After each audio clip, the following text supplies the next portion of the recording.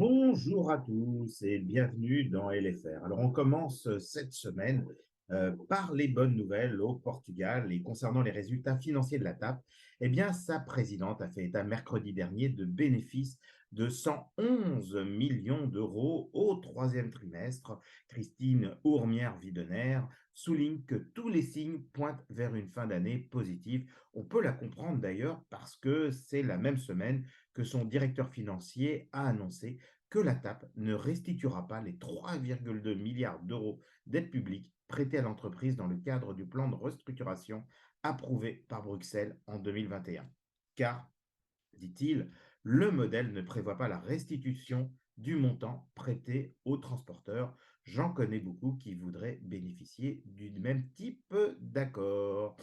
Alors, tout n'est pas rose quand même à la TAP, hein, parce que depuis quelques jours, eh bien, il plane un préavis de grève qui serait annoncé les 8 et 9 décembre prochains par le personnel navigant suite aux négociations d'un nouvel accord salarial, ce qui risque d'entraîner de nombreuses annulations de vols sur ces deux dates. Et cerise sur le gâteau, eh bien, pour les fêtes de fin d'année, TAP prévoit de nombreuses annulations de vols. On annonce jusqu'à 400 vols et ce, par manque de personnel navigant et tout particulièrement de pilotes. Alors, cela n'empêche pas Air France KLM de confirmer son intérêt pour la TAP, car le groupe est très familier avec la péninsule ibérique et TAP pourrait être une autre option, a déclaré le président exécutif d'Air France KLM lors d'une conférence de presse. Il faut rappeler que Lufthansa et British Airways Iberia ont montré aussi un intérêt, donc tous les jeux restent ouverts pour le rachat de la TAP qui devra avoir lieu dans l'année. Et sur le même sujet, eh bien en Italie, alors que le précédent gouvernement avait acté la cession de la compagnie ITA, ex-Alitalia à Air France KLM, eh bien tout ne se passe pas comme prévu et le gouvernement vient d'exprimer par la voix de sa nouvelle première ministre son opposition à voir partir la compagnie publique vers un groupe privé. Rome a donc annoncé mettre fin à l'exclusivité des négociations avec le fonds d'investissement Certares et Air France. C'est donc un feuilleton à suivre.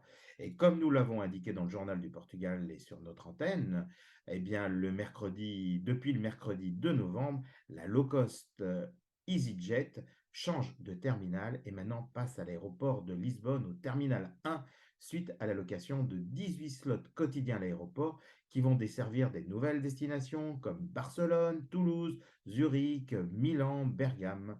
Voilà. Alors, autre aspect, tout est bien qui finit bien. Autre sujet, un peu plus drôle, on va dire. Heureusement, ça finit bien. C'est l'incident n'a rien à envier aux intrigues de films hollywoodiens. Eh bien, figurez-vous que la semaine dernière, un passager a trouvé un serpent sous son siège alors que l'avion venait d'atterrir à l'aéroport international de Newark Liberty dans le New Jersey aux États-Unis, en provenance de Tampa. La police ainsi que les employés dépêchés sur place ont retiré la couleuvre, a déclaré la Port Authority of New York and New Jersey, avant d'annoncer que personne n'avait été blessé. Autre sujet, panique après 15 secondes de turbulence et une passagère a déclaré: «Je ne me suis jamais sentie aussi proche de la mort». Eh bien, c'était lors d'un vol entre Madrid et Buenos Aires, au-dessus de l'Atlantique, en arrivant sur le Brésil. De fortes turbulences ont provoqué une grande panique chez les passagers. Les valises sont sorties des soutes à bagages, les têtes des voyageurs ont cogné, les dossiers de siège devant eux ou même contre le plafond et 12 personnes ont été blessées. Deux passagers ont subi des fractures. Donc, vol très, très animé. C'est vrai qu'il fait souvent du mauvais temps sur la liaison transatlantique, en tout cas pour passer de la zone Afrique vers la zone Amérique du Sud. Et puis, dernier sujet, Air France a confirmé lundi que le jeu concours apparu sur l'application WhatsApp qui promettait 5000 allers-retours gratuits en Europe à l'occasion de l'opération commerciale Vendredi Noir, Black Friday, était une arnaque. Voilà, ils ont donc déclaré que depuis quelques jours, un message frauduleux propose aux internautes de participer à un prétendu jeu concours organisé par Air France à l'occasion du Black Friday. Eh bien, n'espérez pas voyager gratuitement à travers l'Europe.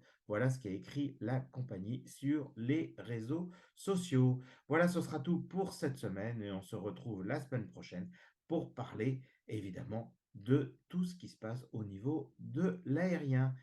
À bientôt, bonne fin de semaine. La French Radio, Portugal.